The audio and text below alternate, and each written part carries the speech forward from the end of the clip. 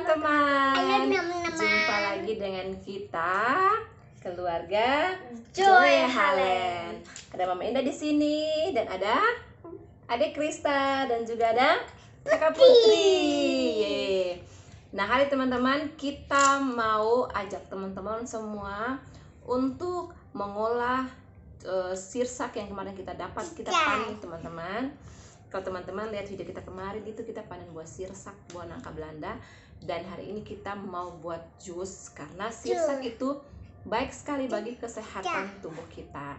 Dan kita mau bikin jus sirsak teman-teman, dan sambil itu kita akan cerita tentang manfaat dari buah sirsak dan sirsak bagi kesehatan. Oke, jangan kemana-mana, ikut video kita terus. Lanjut teman-teman, jadi di sini ada sirsak yang kemarin kalau teman-teman nonton video saya itu saat panen buah sirsak. Nah, ini sirsaknya yang saya sudah keluarkan bijinya dan sudah lepaskan kulitnya. Ini teman-teman, ini hanya sebagian teman-teman, 1/2 dari buah sirsak. Ini sangat segar sekali teman-teman. Tadi saya sudah cicipi sedikit, ada rasa manis dan asamnya yang tentunya ini benar-benar yang kita inginkan, segar sekali. Kemudian di sini teman-teman saya juga siapkan gula sesuai selera kalian saja. Nah, di sini juga ada susu kental manis teman-teman, sudah siap, dan juga untuk takarannya sesuai selera teman-teman saja. Ini juga sudah ada air teman-teman, ini air putih yang sudah masak teman-teman. Jadi tidak perlu lagi kita masak di kompor atau harus dididihkan lagi teman-teman, karena air yang saya gunakan adalah air yang sudah masak, air yang sudah dididih. Di sini juga ada blender, saya pakai blender 1 liter agar bisa takarannya sesuai dengan siapkan di sini. Oke, kita langsung ke prosesnya.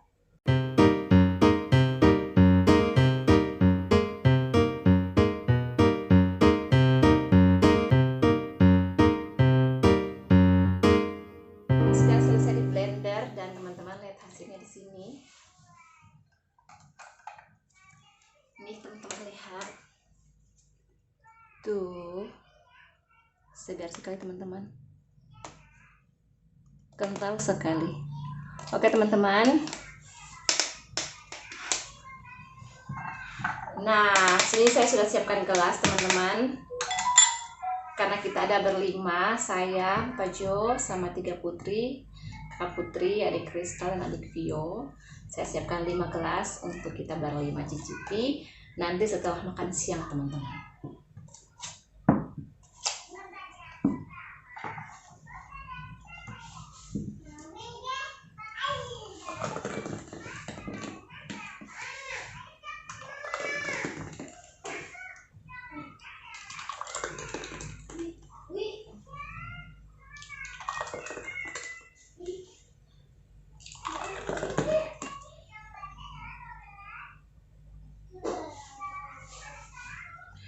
Oke teman-teman, ternyata 1 liter benar-benar pas untuk 5 gelas untuk kita berlima sekeluarga.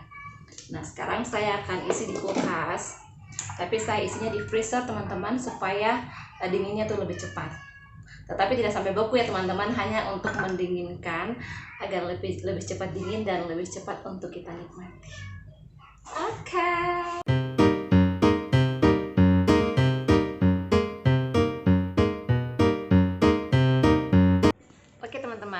Sambil kita menunggu jus sirsak kita itu dingin di kulkas dan kita cicipi, saat ini saya mau bercerita bagi teman-teman semua sesuai dengan thumbnail atau judul yang teman-teman sudah baca itu, tentang manfaat dari buah sirsak dan juga daun sirsak. Yang pertama itu mengandung banyak vitamin, dan yang kedua yaitu bisa menyembuhkan peradangan pada mulut rahim teman-teman, peradangan ataukah seperti yang dikatakan sariawan teman-teman, jadi ada merah-merah di mulut rahim. Nah teman-teman, seperti yang kita ketahui bahwa buah sirsak itu sangat bermanfaat bagi kesehatan dengan banyak kandungan gizi di dalamnya teman-teman. Jadi di dalam buah sirsak itu teman-teman ada vitamin C, ada vitamin B juga ada protein, ada magnesium, ada kalsium, dan juga mengandung banyak serat.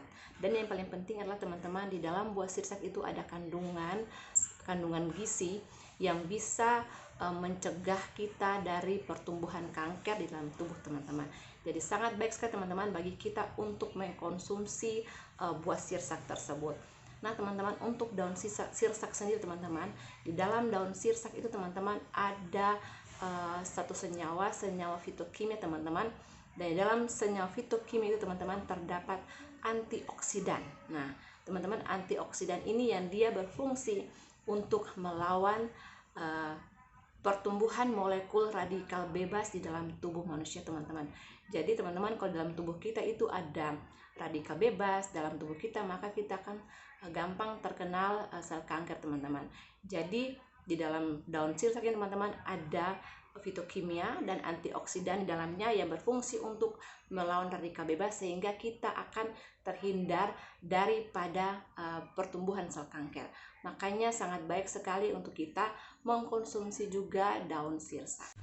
Ya teman-teman, satu lagi tentang radikal bebas teman-teman. Jadi radikal bebas ini bersumber bisa saja dari asap rokok teman-teman. Jadi kalau di rumah kita ada suami kita atau anak-anak laki-laki kita yang merokok, teman-teman sangat berbahaya. Jadi baiknya harus kita bilang ke mereka untuk berhenti merokok, ataukah boleh merokok juga tapi jangan di dalam rumah teman-teman, tapi merokok harus di luar rumah. Pastikan kalau masuk di rumah itu sudah selesai merokok.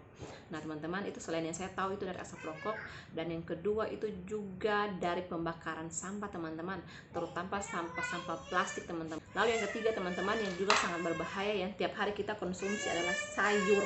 Banyak pestisidanya teman-teman. Jadi kalau teman-teman beli sayur di pasar itu teman-teman pastikan, apalagi kalau sayur yang kita beli itu dari petani-petani yang tanam dan menggunakan pupuk pestisida teman-teman, pastikan kalau teman-teman beli sayur itu teman-teman pulang harus cuci itu dengan bersih, agar ketika dimasak itu teman-teman tidak mengganggu kesehatan teman-teman lewat pupuk pestisida yang ada di dalam sayur teman-teman. Jadi kalau untuk kita di sini teman-teman, di tempat tinggal kita itu, terutama saya jarang sekali mengkonsumsi atau membeli sayur yang di pasar ataukah yang dijualan oleh mas-mas teman-teman. Bisa saya beli, tetapi saya lihat itu adalah sayur yang ditanam ataukah yang tumbuh tanpa menggunakan pupuk teman-teman. Seperti sayur martel, ada sayur ganemu teman-teman, itu yang mungkin saya kalau ke pasar saya hanya beli sayur itu teman-teman. Karena di sekitar rumah kita ini teman-teman banyak sayur alami yang kita makan dan itu tidak mengandung pupuk sama sekali. Seperti ada sayur katok, ada juga sayur kelor, ada juga sayur singkong teman-teman, ada juga sayur matel yang ditanam sendiri, ada sayur pepaya dan juga beserta dia punya bunga pepaya teman-teman. Jadi banyak sekali sayur-sayur alami yang kita makan teman-teman. Dan itu juga saya bersyukur ya teman-teman bahwa semuanya itu ada di sekitar lingkungan kita, sehingga kita tidak mengkonsumsi terlalu sayur-sayur yang menggunakan pupuk dari pestisida ini yang sangat berbahaya bagi tubuh kita. Oke teman-teman, kita langsung ke inti ceritanya saja. Saya akan menceritakan pengalaman saya teman-teman dalam menggunakan daun sirsak untuk penyembuhan sariawan atau peradangan pada mulut rahim saya. Jadi teman-teman tahu bahwa anak saya itu ada tiga perempuan, ada Putri, ada Vio, dan ada Krista teman-teman. Dan kasus saya mengalami peradangan di mulut rahim itu baru anak saya yang pertama, yaitu Putri teman-teman. Jadi hari itu Putri baru berusia 3 tahun. Dan ketika saya melahirkan Putri teman-teman, itu saya menggunakan KB spiral. Bagi teman-teman yang menggunakan KB spiral juga pasti tahu bahwa KB spiral itu dia dipasang langsung ke dalam mulut rahim kita teman-teman. Dan suatu saat teman-teman, ketika saya sementara membersihkan halaman rumah teman-teman, saya sementara sapu-sapu halaman rumah teman-teman, bagian perut bagian bawah saya itu sakit sekali teman-teman, rasanya seperti diiris-iris teman-teman. Dan saya langsung mengatakan itu kepada suami saya, dan kita segera ke bidan terdekat teman-teman, karena saya punya feeling atau saya sudah berpikir kalau ini mungkin pengaruh dari spiral yang saya pakai teman-teman. Karena dari sejak pakai spiral teman-teman itu ada saja saya merasa keluhan di bawah bagian perut bagian bawah teman-teman, rasanya sering nyeri teman-teman. Dan ketika kita pergi ke bidan teman-teman tahu apa yang terjadi? Ketika saya sudah diperiksa, sudah naik ke tempat tidur dan sudah menggunakan alat-alat untuk mau memeriksa itu mulut rahim saya, untuk melepaskan itu spiral saya teman-teman, yang terjadi adalah bagian mulut rahim saya teman-teman itu banyak sekali sariawan atau banyak sekali peradangan teman-teman. Di bagian mulut rahim saya itu teman-teman merah semua teman-teman. Sementara spiral yang saya gunakan itu masih baik teman-teman. Kemungkinan itu karena benang di ujung spiral itu teman-teman, yang membuat pergeseran-pergeseran yang terjadi sehingga di mulut rahim saya itu menjadi peradangan atau menjadi luka teman-teman. Dan teman-teman tahu saat itu teman-teman saya menjadi sangat stres teman-teman, apalagi ketika saya diberikan obat teman-teman, diberikan resep dan saya tebus itu ke apotik dan saya mengkonsumsikan obat itu teman-teman. Dan ternyata teman-teman ketika saya mengkonsumsikan obat yang diberikan itu teman-teman, tidak ada perubahan. Obatnya lumayan mahal teman-teman dan hanya beberapa butir saya teman-teman, tapi tidak membantu saya dalam proses pemulihan atau proses kesembuhan daripada radang di mulut rahim teman-teman. Dan itu membuat saya sangat stres sampai badan saya sangat kurus teman-teman. Lalu teman-teman, saya kembali periksa, masih banyak itu peradangan teman-teman, dan saya kembali diberikan obat yang sama teman-teman untuk kembali dikonsumsikan teman-teman. Dan ketika saya pulang teman-teman, saya membuka YouTube, membuka Google, saya mencari-cari informasi tentang herbal, ramuan herbal atau tumbuhan-tumbuhan herbal yang bisa menyembuhkan peradangan pada bagian-bagian tubuh kita teman-teman, terutama bagian mulut rahim saya teman-teman.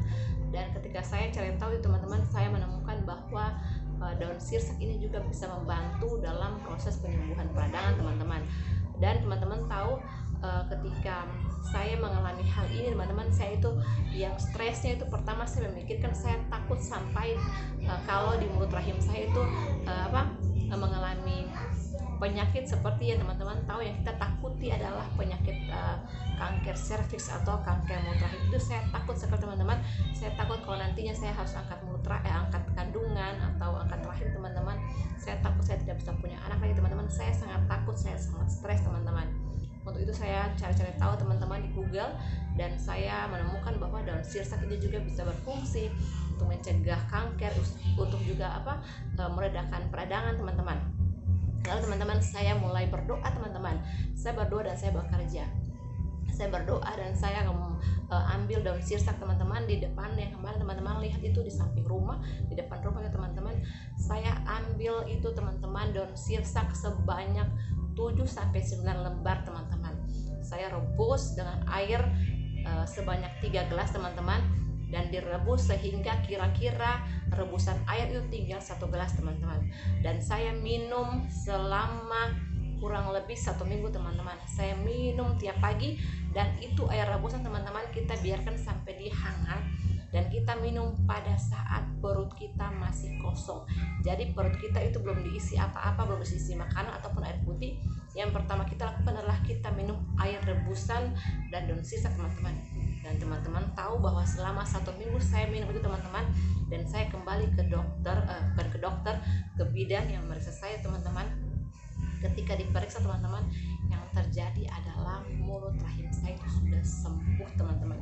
Peradangan yang ada di dalam mulut, di pinggir atau di sekitar mulut rahim saya teman-teman, dia hilang teman-teman, tidak ada lagi kemerah-merahan teman-teman. Dan saya sangat bersyukur sekali teman-teman dengan apa yang telah terjadi itu. Saya tidak mengkonsumsikan obat, tapi saya mengkonsumsikan itu daun teman-teman, daun sirsak teman-teman. Dan ketika saya pulang, saya sudah diberitahu bahwa mulut rahim saya itu sudah bersih, sudah tidak lagi radang teman-teman. Saya melanjutkan mengkonsumsikan itu daun sirsak, rebusan daun sirsak selama 1 minggu ke depan lagi teman-teman. Jadi kira-kira itu 2 minggu saya menggunakan daun rebusan sirsak teman-teman. Dan puji Tuhan sampai sekarang itu saya tidak pernah lagi merasakan nyeri di bagian perut bagian bawah. Dan beberapa lama kemudian 2 atau 3 bulan teman-teman, saya hamil untuk anak kedua, Vio teman-teman. Untuk anak Vio yang kedua itu Vio. Dan saya bersyukur bahwa saya tidak merasakan peradangan, saya bisa punya anak lagi teman-teman. Dan sampai sekarang kita sudah punya, saya dan suami sudah memiliki 3 anak. Jadi saya sangat bersyukur sekali, dan saat ini semua saya mau cerita untuk teman-teman semua, berbagi informasi bagi teman-teman semua. Jadi kalau ada teman-teman yang punya atau punya keluhan seperti saya teman-teman, kita boleh mencoba, kita boleh berbagi pengalaman supaya mungkin bisa dengan apa yang kita sampaikan bisa membantu bagi teman-teman yang lain. Bagi teman-teman yang punya keluhan ataupun punya pengalaman yang seperti saya ini, boleh teman-teman sertakan di kolom komentar agar kita bisa berbagi sesama kaum wanita, agar kita tetap menjadi sehat dan kita tetap menjadi ibu atau mama yang ada untuk tetap menjaga dan membesarkan anak-anak kita ke depan. Jadi begitu teman-teman cerita saya di hari ini. Saya mau berbicara banyak juga teman-teman, tapi durasinya terlalu panjang teman-teman. Saya sementara mengejar $10 teman-teman, jadi saya tidak harus berbicara terlalu banyak. Saya hanya minta dukungan dari teman-teman untuk tetap nonton video kami, untuk subscribe, like, dan komentar video kami. Bagi teman-teman yang sudah berkomentar, yang juga pengen buat sirsa kami, yuk segera ke Ambon saja, di sini masih banyak. Oh ya, satu lagi teman-teman, di kami di Ambon ini pohon sirsak sudah jarang ditemukan teman-teman. Jadi saya itu janji bagi suami dan para tetangga di sekitar sini bahwa kalau mau potong pohon, tebang pohon, boleh tebang apa saja pohon, tapi pohon sirsak tidak boleh tebang karena sudah jarang sekali kita temukan pohon sirsak sini teman-teman. Teman-teman sebentar saya jualan dulu. Ada beli apa tuh?